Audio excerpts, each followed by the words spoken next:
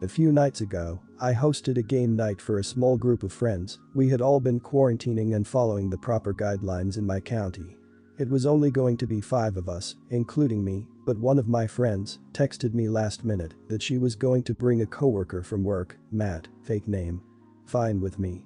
We started playing a card game where you answer questions about yourself based on the level 1, 2, 3. The question could be extremely surface level, X, what's your favorite color? To something deeper, X, what characteristic of yourself do you not like about yourself? Everyone was enjoying themselves, and I was happy with the way things were going. To a question I drew, what's the hardest thing you've ever had to go through? Some backstory. My sister passed away a few years ago when I was still in high school. I was pulled out of class and flew immediately to her college and watched her die in the intensive care unit. Needless to say, this is probably the hardest thing I've been through. 3 of my friends in the group knew about this, the other 2 and Matt did not. I didn't want to bring the mood down, so I answered that the hardest thing I'd been through was transitioning, going to a college in a different state where I knew no one. We were all ready to move on, but Matt immediately piped up and said, "Wow, if that's the hardest thing you've ever been through, you live an extremely privileged life." Everyone got quiet. Now, if he had said it jokingly, I probably would have let it go and moved on. However, the way he said it was in a very condescending and patronizing tone, and I will admit, it rubbed me the wrong way. Instead of letting it go, I said, well, the hardest thing I've ever been through is seeing my sister die in the intensive care unit and having to watch her being lowered into her grave when I was 17. I just didn't want to bring the mood down. If things were quiet before, they were dead silent now. Matt mumbled an apology, but game night ended shortly after. After my friends all left, my friend who had brought Matt texted me and told me I was a jerk for making Matt look bad, and I could have just let his statement go.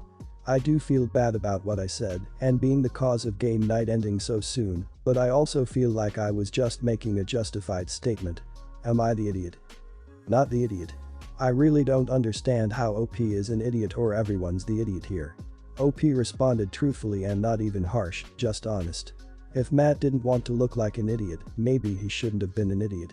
OP's honest response is similar to when women are asked when they'll have children or why they don't have children, and the woman says something like, "I'm infertile," or "I've been trying for years and I've had multiple miscarriages." People really put their foot in their mouth and then blame the other person for calling them out. Not the idiot. And here's the thing, even if transitioning to college was the hardest thing you've experienced, that's still incredibly rude of Matt to respond in such a way. Sure, there are harder things, obviously. And you've experienced them. But Matt was an idiot to invalidating a potentially hard experience.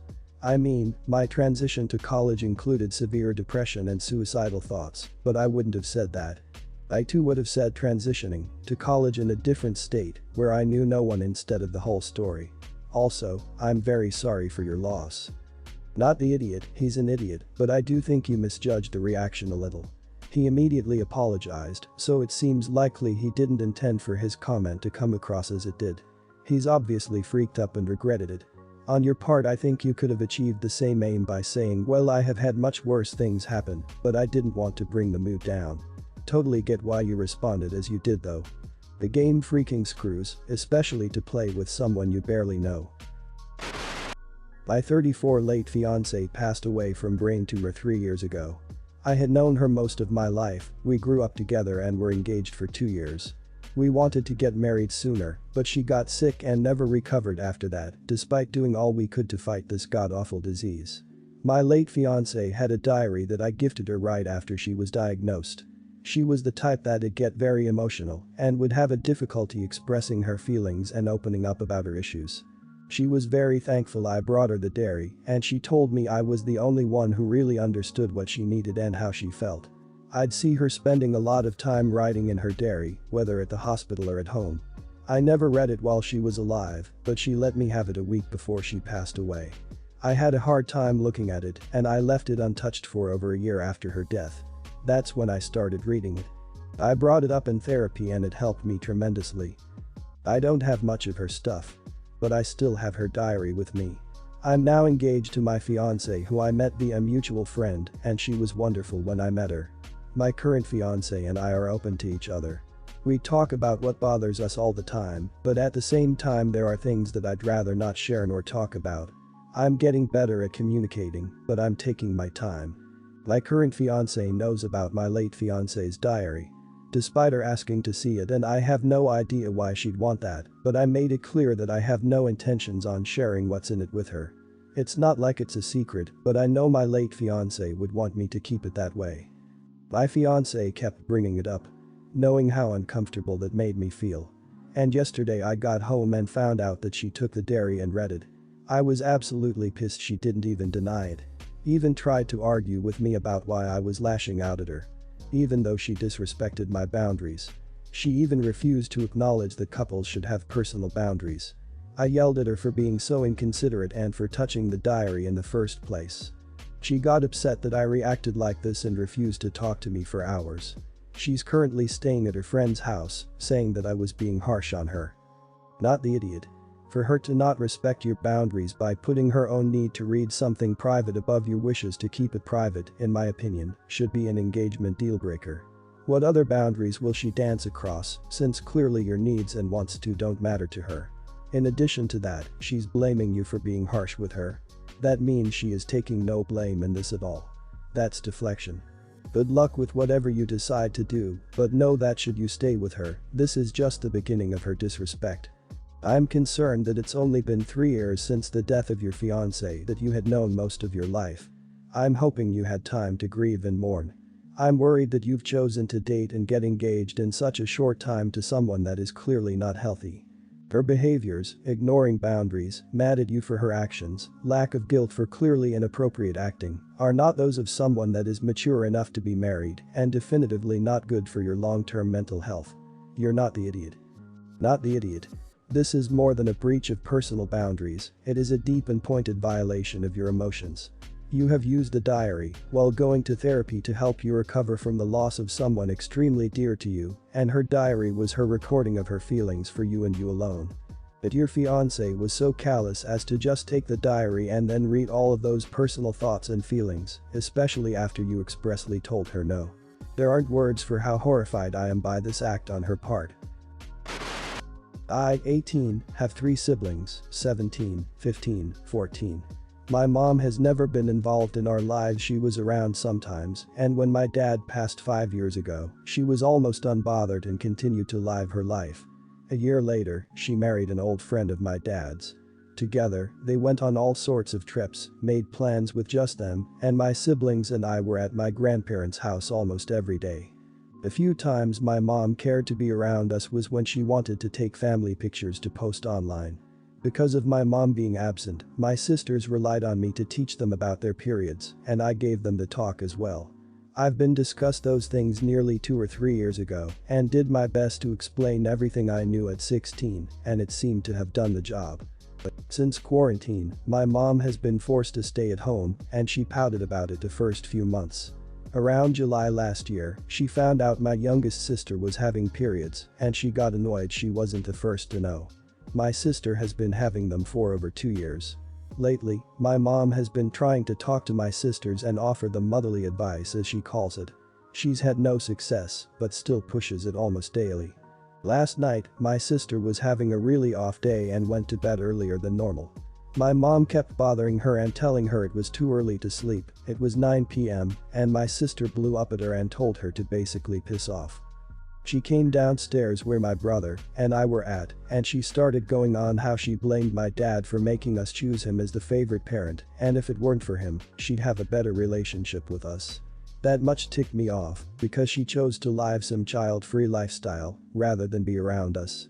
She kept going how she missed so many milestones in our lives, like my sisters getting their first period or my brother getting his first girlfriend. Not once did she try to acknowledge she was the main reason she missed those things. Here's where I feel like an idiot. I blew up at her, completely lost it. I told her she needed not to blame my dead dad, and if she wanted to know the real reason she missed out, she should look in the mirror. She started crying and said I'm making her look like a bad mother. I ended it with she should feel like a bad mother because she is one. I've since felt awful for what I said, and I think I might have been too hard on her. Am I the idiot? Not the idiot. It's not even valid to blame your father. Like, it doesn't even make sense, since he passed away 5 years ago.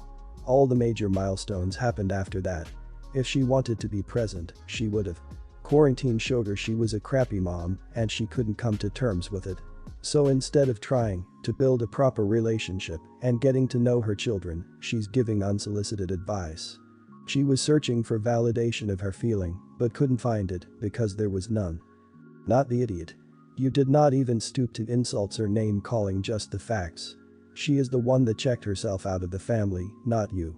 She is most likely looking for any excuse for her behavior that places her in a better light. It was harsh, but needed. Just make sure you and your siblings are safe in case she tries to pull something. She is most likely going to lash out after this or try and guilt trip you about being a cruel daughter and that she is trying so hard. Just keep being a good sister to your siblings and hold your ground. Not the idiot. That is a lot less than what you could have said. And it sounds like she needs at least that as a clear fact to make her understand the truth and take responsibility. And if she won't change, apologize or take responsibility, at least you've been kind enough to explain why she's not going to get sympathy, and you've actually saved her from continuing to further alienate you all and make the relationship even worse by spouting nonsense that offends you all. You did her a favor. I dated Paul on and off for about 3 years. We broke up amicably. We didn't have enough in common, just making love and physical attraction, proximity, and still text or send photos or joke around. Paul is now with Jenny, and I love them together. They have so much in common, they literally look like they should be together, etc. Also, if it helps, I'm married. Happily. I was taking pictures for my job and posting them on Instagram of some new products we had in my shop, a clothing store. He commented on a specific sweater and said he'd love a sweater like that and asked if I could send him details. It's a low production item, so I sent him a link and told him to act fast. I guess it's what he asked from Jenny for Christmas, and she said to me she couldn't afford it. I felt so bad and decided I'd use my discount on the sweater and send it to Jenny so she could give it to him. I asked for her address and sent it out to her, adding a note saying it was nice to meet her and also if she wanted stuff from the shop to let me know and I'd use my discount for her too. Well, she blew up in a bad way. She was so upset she called me all kinds of names, suggested I wasn't over him. Again, I'm married, I'm trying to look better than her, objectively, she's way hotter than I am, she's a hot blonde with Serena van der Woodsen hair, etc. I felt awful and apologized for whatever it was I did, but she blocked me on her and his devices. I was trying to do a nice thing. Did I screw up? My husband thinks I was just trying to do something nice. He and my ex get along and send memes to each other, but a few friends have said I crossed boundaries and tried to look like an angel. I'm gonna go with you are the idiot. Sure, from your point of view you're just trying to do a nice thing, and that's lovely of you. But from her point of view, it's out of bounds to pay for an entire gift for him, especially when you're the ex-girlfriend. It doesn't matter that you sent it to her to give. I think a lot of people would be offended by it. It's more a gift from you than it is from her because she didn't get to contribute anything. I think offering her a discount would have been fine, but you're obviously not friends, so it's definitely crossing a line to pay for the whole thing. Everyone's the idiot here. She overreacted and should have calmly spoken to you about her misgivings. Also, she shouldn't block you on her boyfriend's devices, as that's his decision. That being said, you didn't represent her as a crazy person before the gift giving, so I wonder if this action was the straw that broke the camel's back. Sure, it was a nice gesture on the surface, but there are 2 problems here. 1. You should have offered to help her with a gift but let her decide. 2.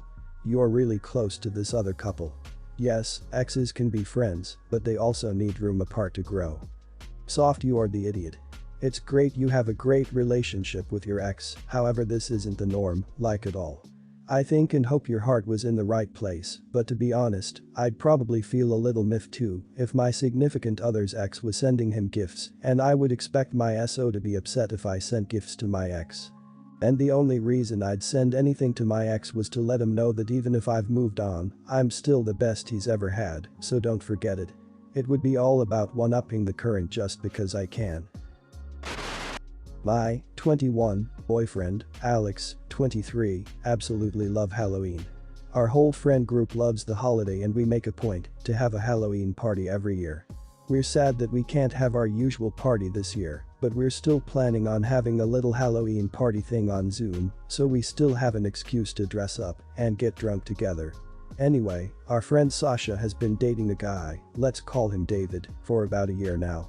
We don't have many complaints about David, he's pleasant enough to us, excluding a couple of slightly harsh comments which he apologized for after he found out Alex and I were a couple, and, most importantly, he makes Sasha happy.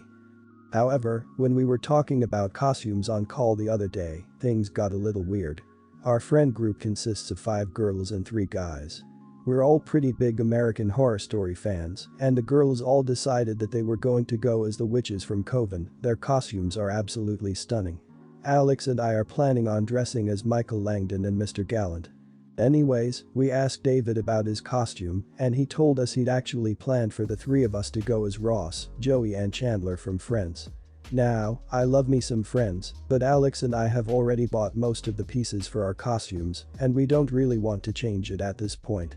We told him as much and apologized. If he'd asked us earlier, then we'd have most likely agreed to this. He left the chat about 10 minutes later, but nothing really seemed off. Until he texted me later in the day. He told me that he was uncomfortable with us going as Michael and Gallant, as they often get shipped together and are most likely fairies. David told us he was uncomfortable with us flaunting our bodies at every chance we got, and that it was making him uncomfortable. We apparently ruined Harry Potter for him when we dressed up as Remus and Sirius last year. Anyway, David is still insistent on us changing our costume. We've also been accused of trying to isolate him, as he isn't too into American Horror Story. He can dress up as literally anything he wants, there's no rules. I really don't want to make anyone uncomfortable, and I don't want David to feel like he's unwelcome, but Alex and I were really excited about our costumes this year. I know this seems like a stupid thing to be worried about, but we don't want to cause trouble for Sasha as she really likes David, and we don't want her getting caught in the middle of some stupid argument over a goddamn Halloween costume. I'd feel awful if we were the reason that they started to have problems in their relationship. Would I be the idiot? Not the idiot. If he's uncomfortable with 2 characters possibly being gay, that's his problem.